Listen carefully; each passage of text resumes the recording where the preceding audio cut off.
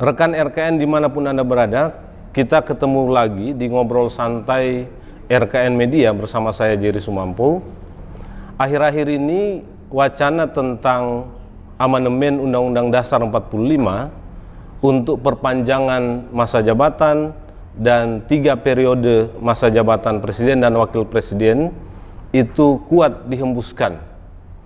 Nah, untuk membicarakan itu, hari ini sudah hadir di studio bersama saya seorang tamu istimewa, Prof. John Piris. Selamat datang, Prof. Selamat malam. Terima kasih sudah hadir di studio kami ini. Baik, kita akan bicara soal 3 periode presiden yang sekarang sebetulnya kuat diwacanakan. Nah, kira-kira ya, kalau saat ini ya, Prof. John, itu kita bisa nggak melakukan semacam amandemen konstitusi mengakomodir katakanlah wacana atau dorongan beberapa pihak untuk 3 periode presiden. Bagaimana semestinya itu kan melakukan amandemen konstitusi? Apakah semudah itu ya? Ya, basis filosofis reformasi konstitusi sebetulnya kontra hegemoni, kontra monopoli, kontra sentralisme kekuasaan. Pada awalnya seperti itu, mulai dari Inggris ya, yang merontak terhadap kaum bangsawan ya, dan seterusnya menjalar ke Prancis, Jerman, dan seluruh dunia seperti itu. Monarki dirubah menjadi negara republik dan seterusnya.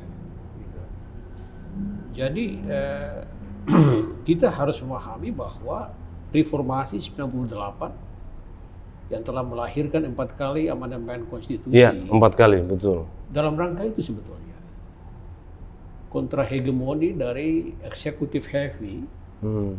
Ya, ada sedikit pergeseran kekuasaan legislatif dari presiden ke DPR. Itu semua sudah kita lakukan. Ya.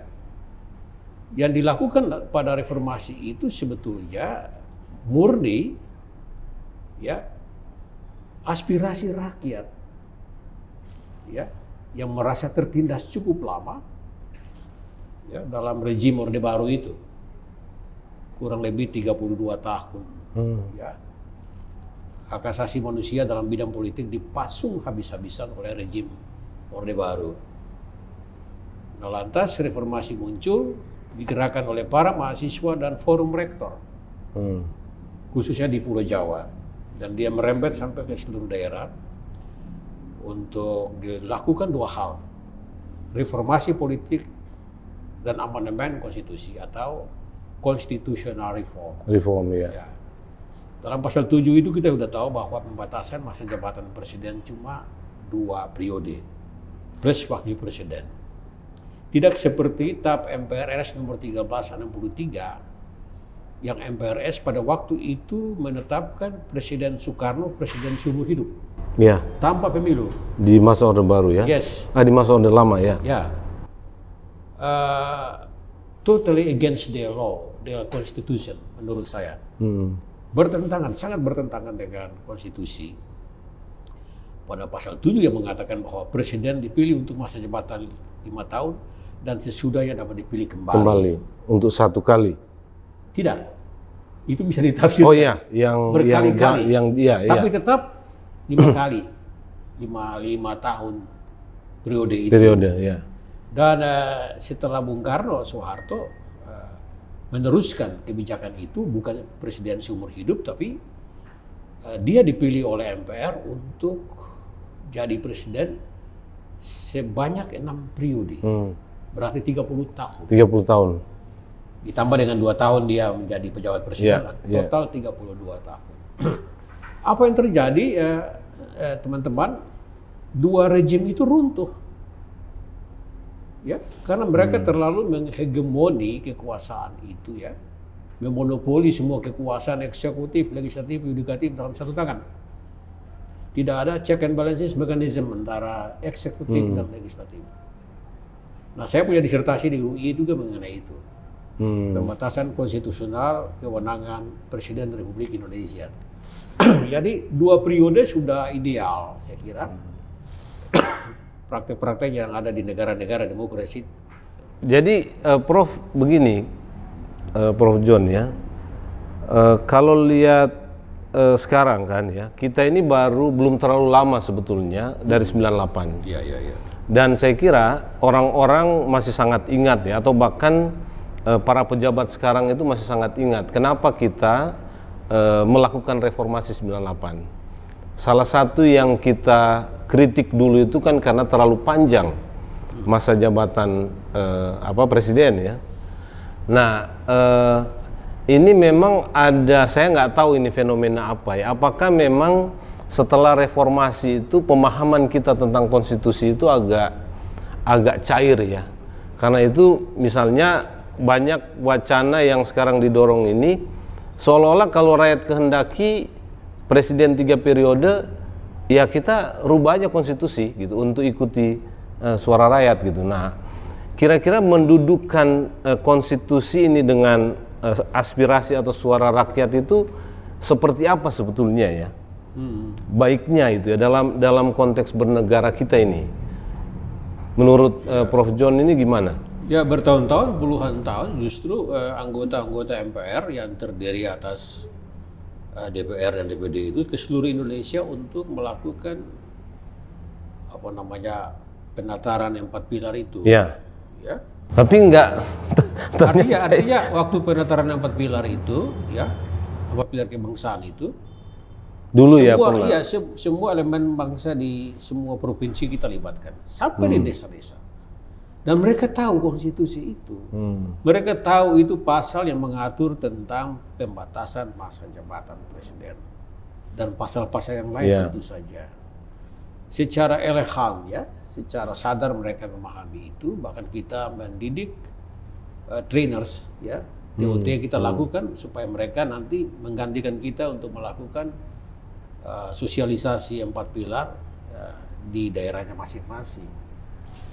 Tapi tiba-tiba misalnya kepala desa dimobilisasi untuk menyatakan sikap dari mana seperti itu ya.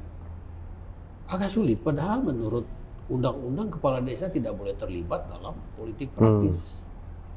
Dan yang lakukan ini siapa kalau bukan lagi elit politik yang sedang berkuasa. Dan saya kira Pak Jer, elit kita terpecah. Ya, sebagian kecil yang menghendaki ada perpanjangan masa jabatan presiden, terutama untuk Jokowi, Presiden Jokowi. Tapi sebagian besar itu sama dengan pikiran kita. Janganlah.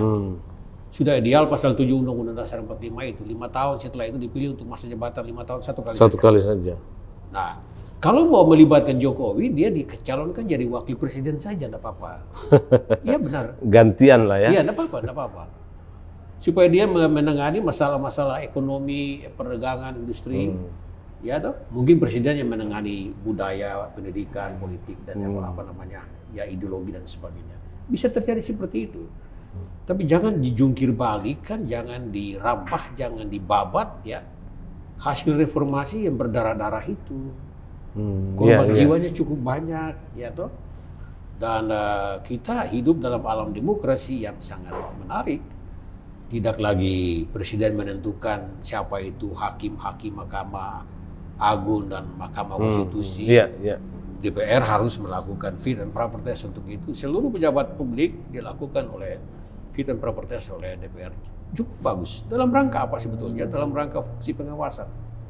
Dan juga DPD dilibatkan dalam rangka memberikan pertimbangan. Jadi kalau Prof John lihat ini, sebetulnya wacana ini lebih kuat unsur kepentingan politik atau kepentingan lain ya. Ketimbang mungkin pikiran-pikiran yang ideal untuk kebaikan masa depan bangsa ya. Dengan kan 3 periode ini Jokowi ini kan dibungkus dengan argumentasi-argumentasi yang seolah-olah bukan seolah-olah ya, kita akan lebih baik 5 tahun ke depan kalau Presiden Jokowi diperpanjang 1 periode lagi gitu, dan dengan sendirinya melakukan perubahan konstitusi gitu. Ya, Saya kira itu alasan yang mengada-ada. Sangat naif kalau mengatakan bahwa tidak ada orang seperti Jokowi.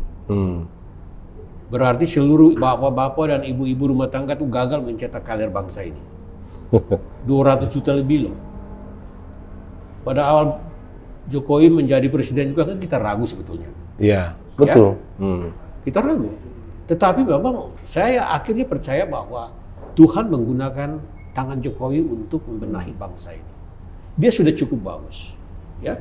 Dia dibujuk, digoreng habis-habisan, ya toh, digoda untuk menerima tawaran ini. Tetapi dia, sebagaimana kita tahu, dia sudah muncul menyatakan sikapnya berkali-kali, taat pada konstitusi, patuh dan tunduk padanya. Memang harus seperti itu. Faham konstitusionalisme yang kita pahami sama seperti yang Jokowi alami. Nah, itu juga mungkin problem, Prof, ya. Jadi kan orang banyak juga mempertanyakan, katakanlah begitu ya, seberapa serius sebetulnya pernyataan Presiden Jokowi yang mengatakan bahwa kita harus patuh pada konstitusi. Nah, apakah memang seorang presiden itu cukup mengatakan begitu, atau memang perlu ada tindakan konkret ya, supaya perkataan seperti itu memang betul-betul jalan gitu ya, tidak sekedar karena kan sudah berkali-kali dikatakan, tapi upaya untuk mendorong wacana itu bukan makin hilang, tapi makin kuat gitu. Ketika dia mau hilang, tenggelam, tiba-tiba muncul lagi mobilisasi kepala-kepala desa itu untuk mendeklar mendukung Jokowi 3 periode gitu. Ya, bagi mereka, atau kita bagi orang-orang yang memahami ilmu konstitusi, ya, hukum tata negara itu, apa yang disebut dengan ius constitutum, taat pada konstitusi yang masih berlaku, bukan konstituendum yang akan datang, ya, dan tidak boleh ada logika-logika yang liar mengenai itu. Seolah-olah pernyataan atau statement politik dari Jokowi itu bersayap, tunduk kepada konstitusi yang mana saja, tidak seperti itu. Ya, terlalu bias itu. Kalau analisis politik saya terlalu bias itu. Artinya tunduk kepada konstitusi yang masih berlaku. Karena pasal 7 dan pasal-pasal lain itu menganut asas legalitas, asas kepastian hukum. Semua orang harus tunduk dan taat padanya. Nah, pasal 27 ayat 1, teman-teman, segala warga negara bersamaan kedudukan dalam hukum dan pemerintahan. Hukum dan pemerintahan. Ya, equality before the law, before the government. Jadi semua orang punya kesempatan untuk menjadi calon presiden dan duduk dalam pemerintahan. Sangat naif kalau saya titip kepada saudara-saudara pengusul, menteri-menteri dan para politisi. Sangat naif kalau menambah periode ketiga itu menyebut nama Jokowi. Person ya? Tidak boleh. Person. Tidak boleh. Nominal masa jabatan oke. Tapi orang nggak boleh. Sebab kalau itu yang terjadi akan menimbulkan constitutional dictatorship. Diktator konstitusional. Kan begitu. Nama saya disebut dalam konstitusi. Bayangkan. Dan dia bisa berbuat apa saja. Dia bisa memperpanjang masa jabatan camat, masa jabatan bupati, wali kota, gubernur. Jangan diarahkan ke situ, sangat berbahaya kehidupan politik dan demokrasi kita itu, Pak Jerry. Tapi misalnya kalau secara ketatanegaraan ya, kalau presidennya sudah mengatakan kita patuh konstitusi, artinya ya pasal 7 tadi, gitu ya, 2 periode cukup gitu ya. Tapi katakanlah pembantu-pembantunya ini masih berwacana, dan bahkan bukan hanya berwacana, tapi secara langsung mungkin bekerja konkret ya untuk mendorong ada opini yang makin kuat tentang 3 periode itu, dan dengan sendirinya sebetulnya berujung kepada amandemen konstitusi. Nah, secara ketatanegaraan ini bagaimana melihatnya ini? Apakah baik atau nggak baik, atau seperti apa sanksi ketatanegaraannya kepada para pejabat yang seperti ini nih? Memang tidak ada sanksi karena sebagaimana Jokowi mengatakan bahwa itu demokrasi. Aspirasi itu silakan siapa yang mau berbicara soal itu. Tapi kan Prof, ini pembantu presiden. Iya. Artinya dia melekat kepada Iya, justru presiden. Justru itu tidak mungkin orang lain berbicara tentang itu. Harus membantu Iya. presiden. Karena kalau Iya. orang lain berbicara seperti saya berbicara tidak ada nilai jualnya. Siapa artinya John Piris dalam negara ini kan begitu. Tapi kalau si Luhut berbicara orang memperhitungkan. Tidak boleh seperti itu. Ya tapi menurut ya saya. orang seperti Pak Luhut adalah menterinya Pak Jokowi, semestinya kan patuh dan taat kepada apa Dia yang menteri dari negara Republik Indonesia yang diangkat oleh Jokowi sebagai presiden. Harus berbicaranya seperti itu. Ya. Ya, artinya kita memahami filsafat hukum tata negara, demokrasi itu jangan kulit-kulit getah-getahnya, tangkainya, tapi keseluruhan buah demokrasi itu kita harus pahami. Ya, rohnya, spiritnya, demokrasi itu kita harus pahami. Tidak sepotong-sepotong pemikiran seperti itu. Dan saya kira itu kepentingan politik jangka pendek. Ya, sudah dibayangkan ya, sudah dapat diprediksi bahwa mereka punya, mungkin ini terlalu subjektif, sejumlah proyek di IKN, kalau ganti presiden bisa mereka tersingkir. Ya ini asumsi aja kan, karena Asumsi. masih asumsi ya. Asumsi, ya, asumsi berdasarkan analisis kritis saya kira tidak apa-apa. Sebab tidak ada orang lain yang berbicara tentang itu kok. Di belakang pengusul-pengusul juga itu sejumlah oligarkis yang punya kepentingan juga, cuma karena mereka tidak mempunyai alasan untuk menyatakan aspirasi seperti itu, soal etika politik dan sebagainya. Ya, jadi saya kira harus dilawan.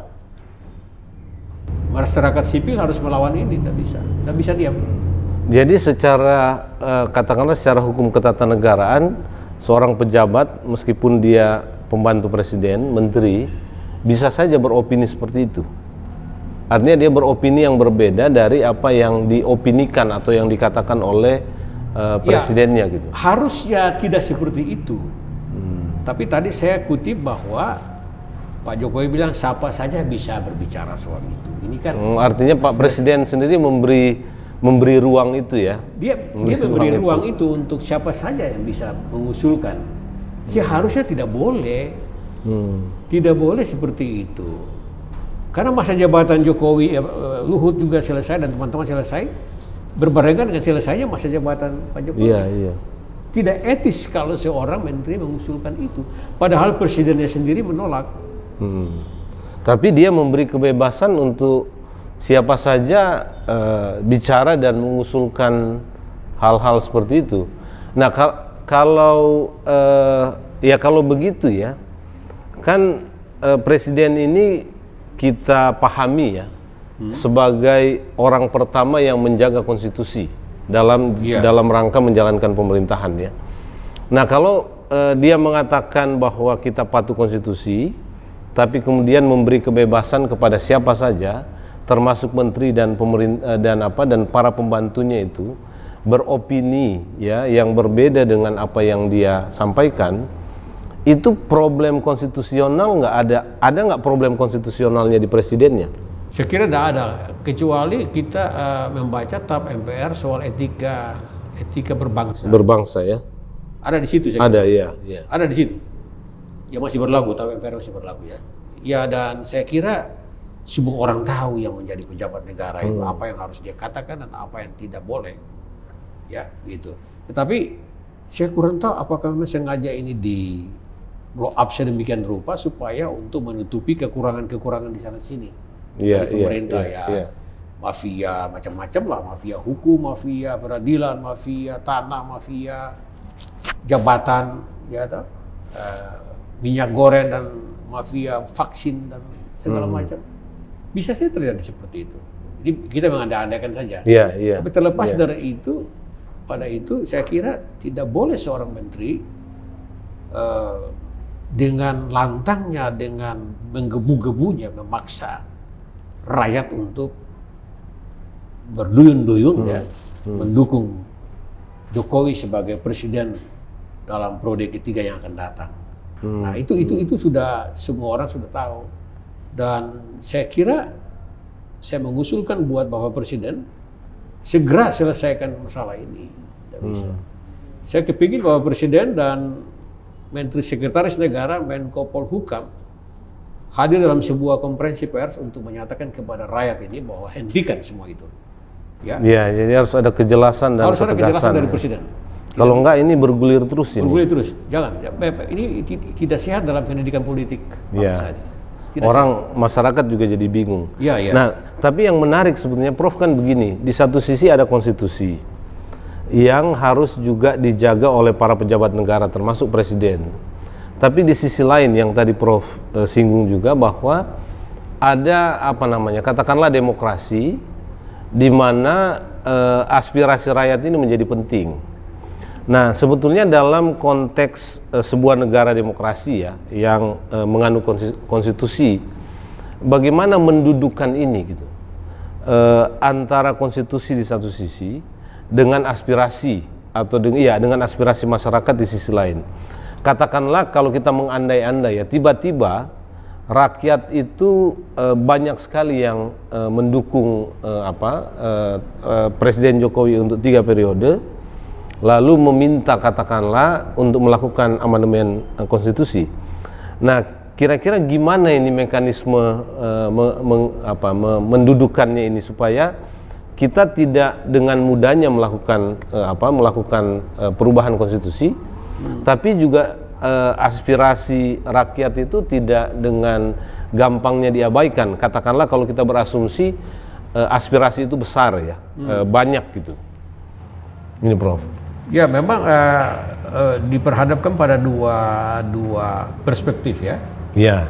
Perspektif konstitusionalisme dan perspektif demokrasi. Iya, karena ini kan yang dibawa oleh para pengusung ini kan dia. Iya. Konstitusi itu bukan harga mati, Betul. Dia bisa berubah kalau rakyat menghendaki. Tapi mekanismenya gimana sih gitu? Ya, karena itu patut dicatat demokrasi kita adalah demokrasi konstitusional.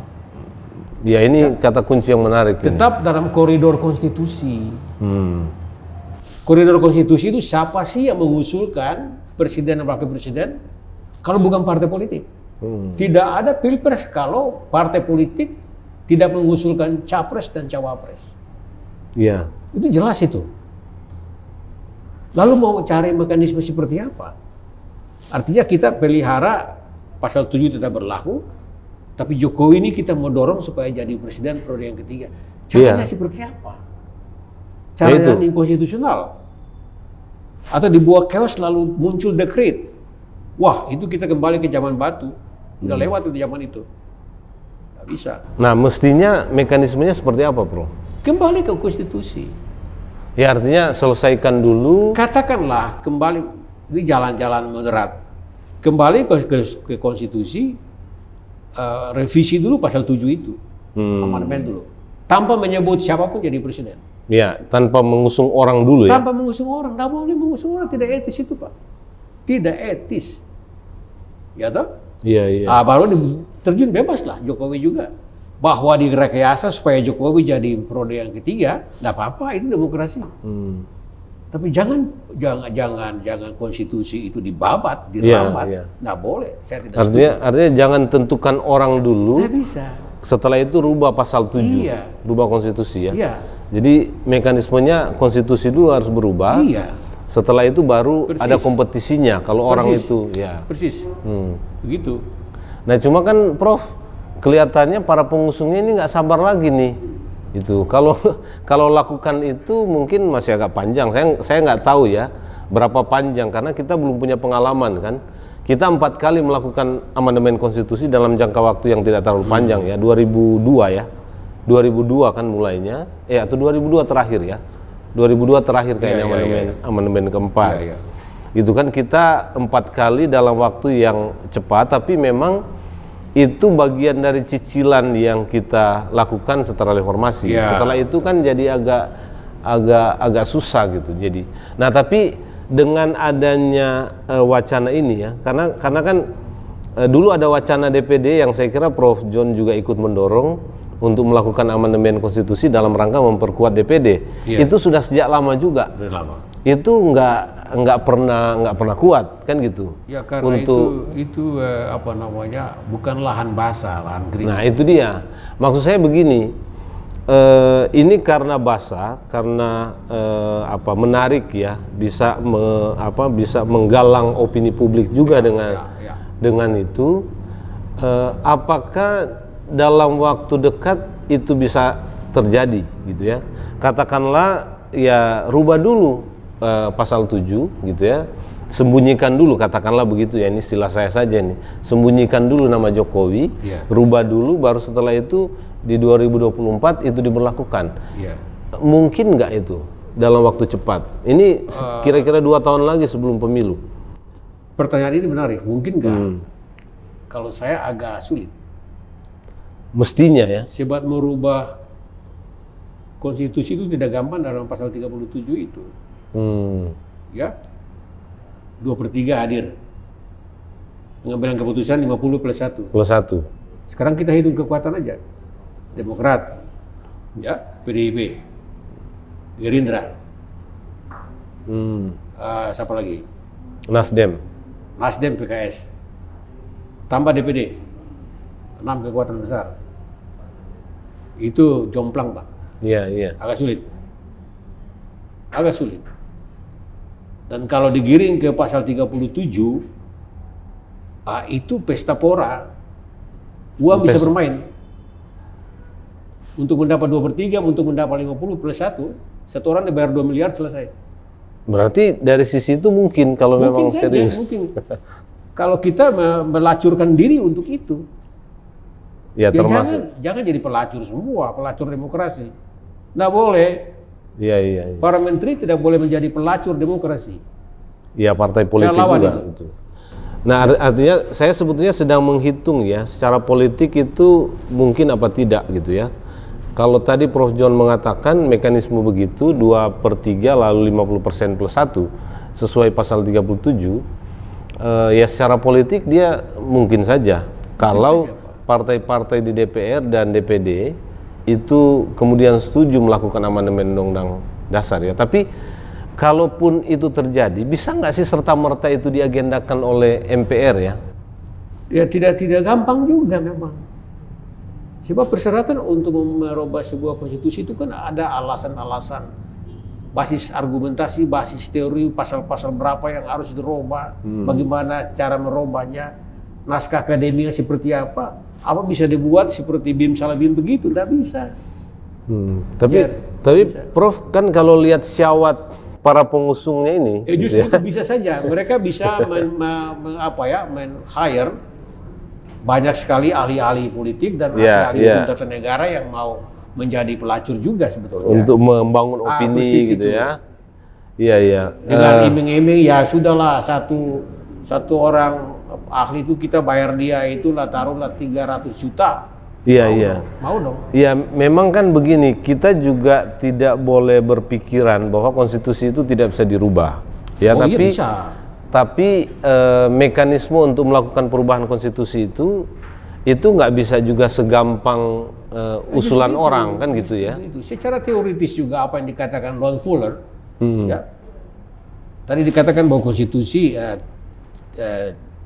bisa saya dirubah. Iya. Tetapi para ahli mengatakan bahwa tidak bagus juga kalau sering merubah konstitusi atau hukum. Tidak bagus. Tidak ada kepastian hukum. Galau masyarakat itu. Dan siapa yang bertanggung jawab kalau toh ini dipaksakan terus, lalu terjadi chaos? Akibatnya ya bisa ke sana ya. Pak. Benar-benar itu. Kasihan Pak Jokowi yang baik hati itu. Jangan mendiskreditkan nama dia. Gak boleh, Pak. Iya. Jadi itu problemnya memang kalau syawat untuk melakukan perubahan itu tinggi sekali didorong kerumitan yang kita bayangkan ya, atau bukan kerumitan ya, mekanisme yang semestinya harus dilakukan dalam rangka perubahan konstitusi itu ya dibuat sederhana oleh mereka ya. Apakah karena uang bisa dimainkan gitu ya dengan melakukan lobby dan komunikasi politik dengan partai-partai yang ada di DPR dan kemudian DPD gitu. Jadi dari sisi ini sih mungkin ya.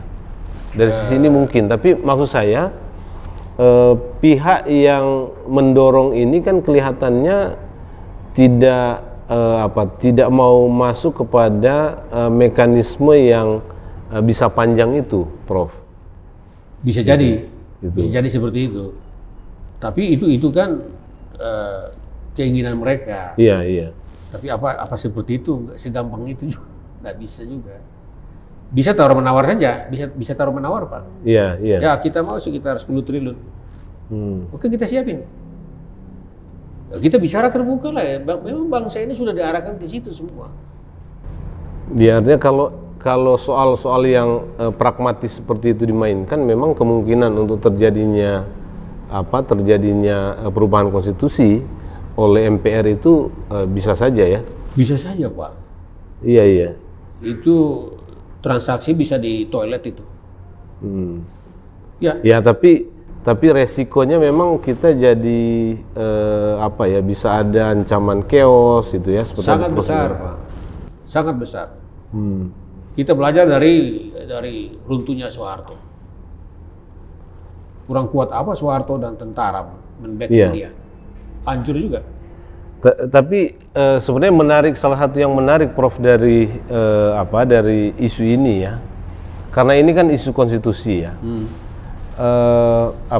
Apakah ini juga memperlihatkan ya fenomena lain? Mungkin kita lihat sisi lain dari wacana ini. Apakah ini memang memperlihatkan pemahaman konstitusi kita itu belum cukup belum cukup oke lah gitu ya, khususnya di tingkat para elit kita gitu, atau seperti apa ya pengalaman? Sebetulnya mereka sudah pahami itu, apalagi pada level menteri ya, sudah pahami semua itu. Jadi ini semata-mata kepentingan politik atau kepentingan ekonomi? Subjektif politik dan ekonomi bergandengan tangan itu.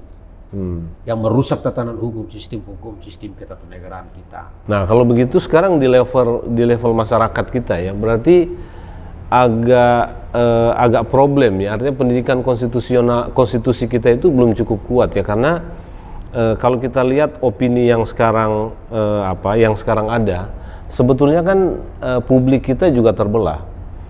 Meskipun kita nggak tahu angkanya ya.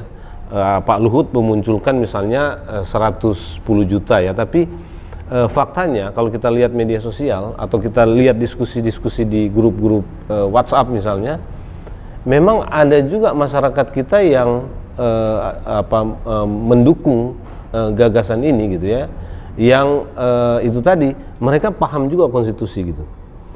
Nah, apakah memang ada semacam kegagalan kita melakukan pendidikan konstitusi pasca 98 gitu, sehingga masyarakat kita itu dalam hal konstitusi juga sangat cair itu, seolah-olah boleh saja kalau kita suka ya kita rubah gitu. Gampang kan gitu ya. Hampir di seluruh provinsi ada fakultas hukum ya, mungkin seluruh kabupaten fakultas hukum dan fakultas ilmu sosial politik tahu konstitusi itu. Mereka semua sudah jadi pejabat ya, gitu ya. Jadi aktivis dan ya legislator, ya senator, semua sudah tahu. Dan mereka hanya dipakai sebagai alat saja. Ya, para aktivis 1-2 orang itu dipakai sebagai alat saja. Ya mungkin diiming-iming dengan uang tertentu, sejumlah tertentu yang mereka mau pasang badan untuk itu. Big data itu omong kosong menurut saya. Masa satu minggu big data itu sudah 100 sekian juta, yang benar aja. Katanya itu dikumpul dari beberapa lama, nggak seminggu. Enggak. 2 minggu kemudian rancangan deklarasi kepala desa itu juga mendapat tolakan yang luar biasa. Kan begitu. Tidak bisa. Saya percaya pada lembaga survei Kompas itu. Udah mementahkan semua itu. Ya, jadi sebetulnya mereka tahu konstitusi, Pak Jerry, cuman mereka berdasarkan alasan ini demokrasi aspirasi, lalu pakai suara rakyat, suara Tuhan yang mana saya kurang tahu juga, rakyat yang mana saya kurang tahu juga, gitu. Apa Tuhan dapat dipermainkan? Reformasi itu juga suara rakyat, suara Tuhan. Dan berhasil menghasilkan Pak Jokowi yang baik itu, dan banyak pejabat negara yang baik itu. Tapi sekarang apakah Tuhan itu membelokkan kehendaknya? Kalau nama Tuhan juga dicatut, nama rakyat dicatut, yang Anda bisa berpikir seperti itu menurut saya. Nggak bisa, saudara-saudara. Ya, ini bukan bentuk LSM yang gampang, bukan Karang Taruna, bukan organisasi remaja pemuda dan gampang sekali bisa. Ini negara dan negara ini besar. Negara.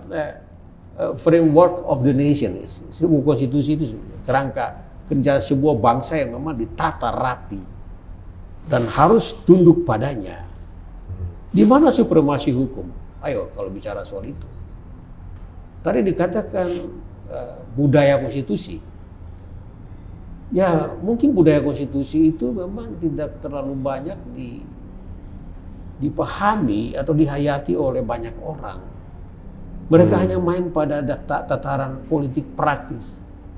Ya, ini demokrasi. Ya demokrasi yang mana?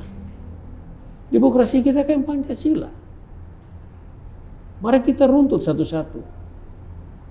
Pada sila kedua misalnya kerakyatan yang dipimpin oleh hikmat kebijaksanaan. Anggota parlemen sudah mempunyai hikmat ya dan kebijaksanaan untuk merumuskan pasal 7. Cuma 2 periode, paling banyak 10 tahun. Itu hikmat kebijaksanaan yang dicurahkan Allah, Tuhan kita, kepada wakil-wakil rakyat untuk merumuskan pasal-pasal seperti itu. Lah sekarang mau dimentahkan, cuma karena kepentingan segelintir orang saja, ya, semua mau balik badan lagi. Ya nggak bisa begitu, cara bernegara nggak bisa begitu. Menurut pendapat saya loh. Iya. Ya itu memang semacam anomali ya, karena orang-orang yang mendorong ini sebetulnya juga masih sangat tahu ya apa yang terjadi di 98 ya. Sebagian besar malah masih mengalami itu, bahkan beberapa itu aktivis yang juga ikut katakanlah menumbangkan Orde Baru karena terlalu lama berkuasa. ini memang itu yang saya bilang ya, apakah memang jangan-jangan memang ada problem dengan demokrasi kita ya, dengan proses kita memperkuat demokrasi yang tadi Pak Prof John bilang itu konstitusional, sehingga masyarakat itu mudah sekali diarahkan atau dibawa kemana sesuai dengan kepentingan politik para elit itu. Demokrasi konstitusional yang deliberatif ya. Bukan yang liberal. Arti ya yang deliberatif ini yang memberdayakan orang ya, dan yang membangun. Harus ada hikmat kebijaksanaan, musyawarah mufakat di situ. Ya. Saya kurang tahu apakah musyawarah mufakat juga sudah dilakukan secara senyap antara beberapa stakeholder ya, para petinggi di negeri ini. Saya kurang tahu. Oh, kalau musyawarah para petinggi mungkin banyak, Prof. Iya. Tapi kan itu bukan yang dimaksud dengan musyawarah mufakat, karena memusyawarahkan sesuatu yang menggolkan kepentingannya kan. Musyawarah yang maksud saya musyawarah yang berbeda dengan yang di Pancasila itu. Iya, Gitu. Jadi mungkin paling bagus Pak Jokowi harus tampil lagi, ya, didampingi oleh Menko Polhukam dan Menteri Sekretaris Negara untuk menyatakan sikap akhirnya. Dan ini juga merupakan sebuah langkah maju untuk melakukan rekonsiliasi politik lah ya, katakanlah ya, dalam rangka pemilu dan dalam rangka pilpres dan menyelesaikan sisa masa jabatan dengan baik. Ya kan begitu. Iya.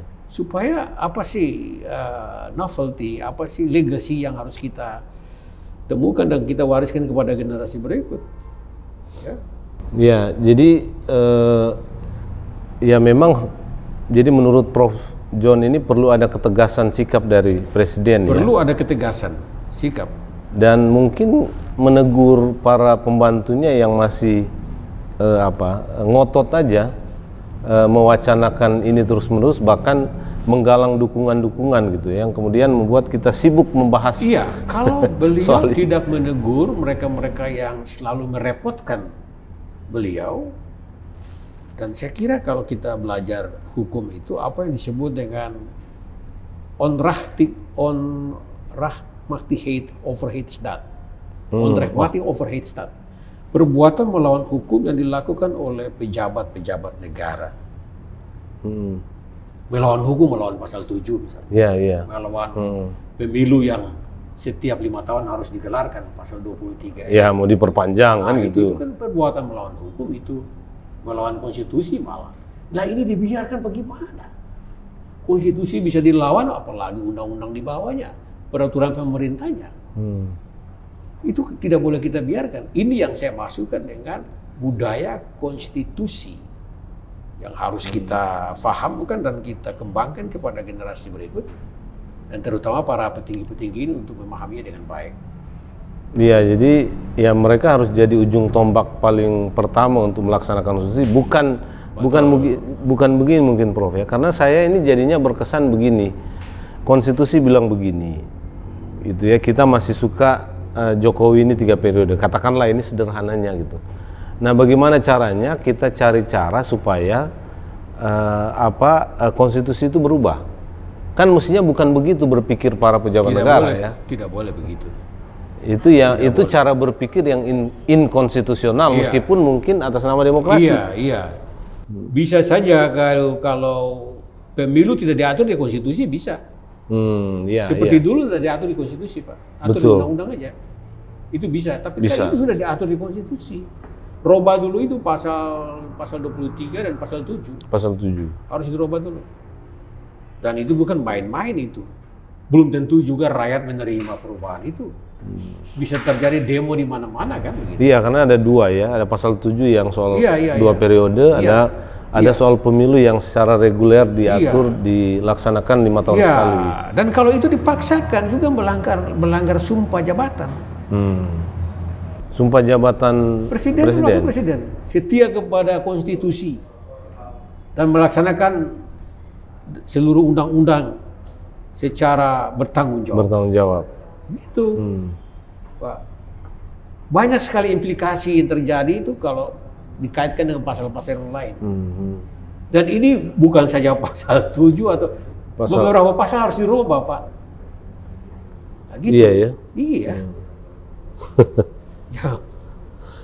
Nah, kan tadi kepada Presiden Prof John sudah semacam memberi masukan ya, atau memberi saran supaya ada ketegasan sehingga polemik atau wacana ini tidak makin membuat kita bingung ya sebagai masyarakat atau publik bingung gitu. Betul. Saya kira saya kepingin Presiden pada waktu yang tepat dan tidak terlalu lama akan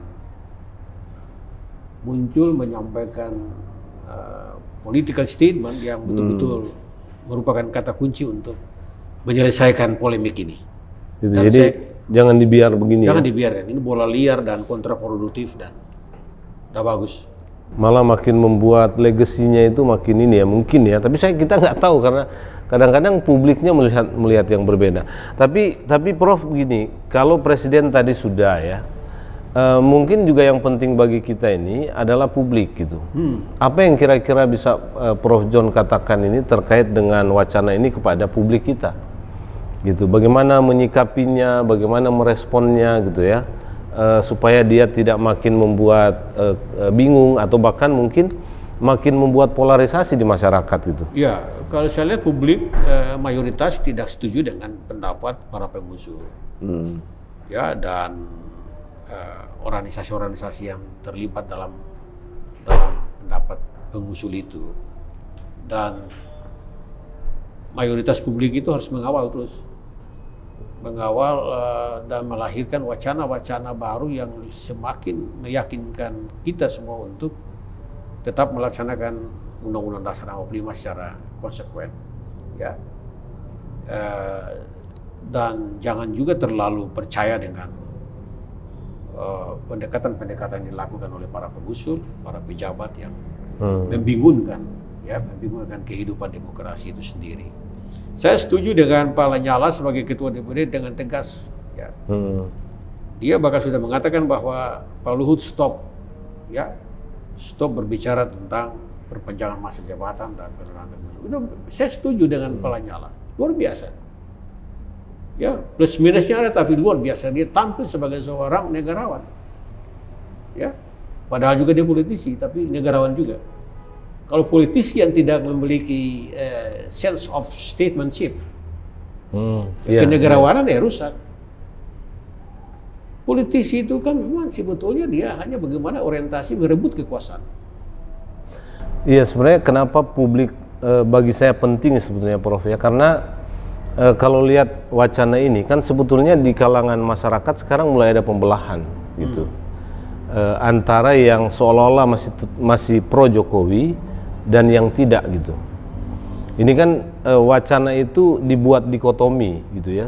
Padahal ada banyak orang yang suka Jokowi tapi juga tidak ingin 3 periode ya. Tapi makin kuat wacana ini didorong, saya kira di kalangan masyarakat ini mulai ada pembelahan yang makin lebar itu kedua kutub itu. Mulai lagi Pak, tapi sudah terbelah. Sudah terjadi di beberapa tempat. Sudah terbelah ya. Dan berantakan. Tidak saya terbelah tapi berantakan. Ya, keretakan itu semakin besar Pak. Makanya Jokowi harus tampil dengan penuh wibawa sebagai seorang kepala negara dan kepala pemerintahan untuk mengatakan sikapnya. Iya. Dan bila perlu, kalau dia mau betul, libatkan semua lembaga negara, pimpinan, terutama MPR, DPR, DPD. Yang lain tidak perlu. Karena 3 lembaga ini punya kepentingan dengan Pilpres dan amandemen konstitusi. Kalau yang lain tidak, MK tidak, MA tidak, BPK tidak. Iya, karena pembelahan di publik itu memang menurut saya makin mengkhawatirkan ya. Kalau dia makin lama makin repot ya. Tapi ya ada banyak politisi juga atau pengamat politik yang bilang ini bagian dari skenario yang disengaja dalam tanda petik untuk membuat publik kita ini terus bingung ya kalau ada peristiwa-peristiwa demokrasi besar seperti pemilu yang mau kita lakukan ini. Bisa jadi tapi ya. Ya, tapi itu porsi para pengamat politik lah, bukan porsi Prof John sebagai. Bukan. Iya, tapi ada gejala seperti itu sebetulnya. Ada gejala seperti itu. Bagi saya sebetulnya memang penting juga publik ini dibangun kesadaran konstitusionalnya ya, supaya tidak termakan oleh pembelahan-pembelahan seperti ini dan tidak mudah terprovokasi untuk ikut dengan wacana yang inkonstitusional yang katakanlah diwacanakan oleh para elit sebetulnya. Perpecahan itu mulai dari elit. Ya, koalisi pecah sekarang dalam konteks itu. Ya, 8 partai itu yang tadi menyatu menjadi terbelah 2. Jadi PKB, PAN, Golkar di satu pihak dan sisanya di pihak yang lain. Iya. Yang lucunya lagi, ketua-ketua partai ini disuruh. Itu dia, berbagai macam cara sudah dicoba itu. Dan ketua-ketua partai itu kan menteri juga, pimpinan lembaga negara juga kan. Iya. Aneh. Wah, apa tidak cukup jabatan yang mereka emban selama ini? Kurang apa lagi gitu loh. Iya Prof, jadi kita berharap wacana ini dihentikan. Kita patuh dan setia kepada konstitusi. Benar. Tapi memang perlu ada ketegasan pihak-pihak tertentu untuk membuat wacana ini berhenti ya, dan kita bisa lebih enaklah mempersiapkan diri memasuki kita bangga, pemilu. Saya bangga Indonesia menjadi negara demokrasi keempat terbesar di dunia. Iya. Tapi demokrasi yang seperti apa? Ada 2, prosedural, substansial. Iya. Dua-dua ini harus bergandengan. Prosedur demokrasi itu berjalan, politik, sistem ketatanegaraan itu sesuai dengan konstitusi. Ya. Dan demokrasi substansial itu hak asasi manusia, hak politik rakyat itu harus dihargai. Semua orang punya hak untuk menjadi presiden sesuai dengan persyaratan-persyaratan yang ditentukan oleh konstitusi dan undang-undang. Bukan saya satu orang. Dan itu mau dipaksakan, tidak bisa. Tidak boleh ada pemaksaan dalam demokrasi. Tidak boleh. Dibiarkan rakyat memilih sesuai dengan hati nuraninya. Ya, Untuk apa ada asas luber jurdil, langsung umum, bebas, rahasia, jujur, adil. Untuk apa? Asas-asas itu. Asas-asas itu sudah dilanggar, ditabrak semua. Konstitusi ditabrak semua. Jadi kalau katakanlah amandemen itu terjadi ya, dengan melakukan perubahan tentang periodisasi presiden, ya dengan sendirinya secara langsung mungkin demokrasi kita bisa kita katakan mengalami kemunduran lagi ya, dari yang tadi Prof bilang itu. Ya. Dia sekarang kita termasuk kategori negara demokrasi yang relatif cukup baik di dunia kalau kita bandingkan dengan banyak negara lain, apalagi kalau negara-negara di Asia ya. Itu yang membeda kita dengan negara-negara yang memiliki satu partai tunggal. Rusia, Korea Utara, China. Bisa saja kan? Semua mereka yang mengendalikan. Rubah konstitusi tiap hari juga bisa. Kita tidak bisa, Pak. Kita tidak bisa. Kebinekaan kita itu tergambar, terwujud di dalam multipartai. Yang sesuai dengan konstitusi dan undang-undang. Gitu. Kita hargai itulah. Iya. Baik Prof, kita sudah sudah di bagian-bagian akhir ya. Mungkin terakhir kira-kira Prof John mau mengatakan apa ini kepada khususnya kepada masyarakat, saya kira jauh lebih penting ya, supaya kita lebih cerdas ya secara konstitusional mencerna dan mengikuti wacana-wacana yang dimainkan katakanlah oleh para elit politik kita gitu. Ya, masyarakat harus melihat persoalan politik secara jernih, berpikir rasional, persuasif, ya, edukatif. Jangan terlibat dalam dimensi-dimensi yang konfrontatif, emosional. Ya, jangan terpancing dengan statement-statement politik para pejabat negara, pengusul yang memang menabrak konstitusi dan undang-undang. Jangan sekali-sekali. Saya sarankan seluruh masyarakat Indonesia mengawal konstitusi dengan baik. Melaksanakan demokrasi Pancasila, demokrasi substansial kita dengan baik, demokrasi deliberatif kita, ya, bukan yang liberal, deliberatif, ya, kita menginginkan musyawarah mufakat yang beradab, ya, keadilan kita pelihara, hak asasi manusia, hak politik rakyat kita pelihara, ya, kita tinggalkan sejarah hitam masa lampau, ya, orde lama maupun orde baru. Kita sudah berada pada orde reformasi dan kita pelihara ini terus. Ya, makasih. Baik, terima kasih Prof John Piris. Baik, kita sudah ngobrol tentang konstitusi 3 periode dan bagaimana sebaiknya kita menyikapi ini dalam konteks untuk membangun masyarakat atau rakyat yang sadar konstitusi, yang patuh terhadap konstitusi, termasuk sebetulnya bagaimana menilai dan menganalisis wacana-wacana elit ya yang didorong dan diopinikan kepada masyarakat yang seringkali juga mempengaruhi masyarakat kita secara emosional. Jadi kita, saya kira, masih punya PR panjang ya terkait dengan bagaimana pendidikan konstitusi kepada masyarakat supaya masyarakat bisa kritis juga dengan wacana-wacana konstitusional yang didorong oleh para elit yang mungkin saja di belakangnya itu ada kepentingan-kepentingan politik praktis dan kepentingan ekonomi. Sekali lagi terima kasih Prof John Piris sudah hadir bersama saya dalam ngobrol santai di RKN Media.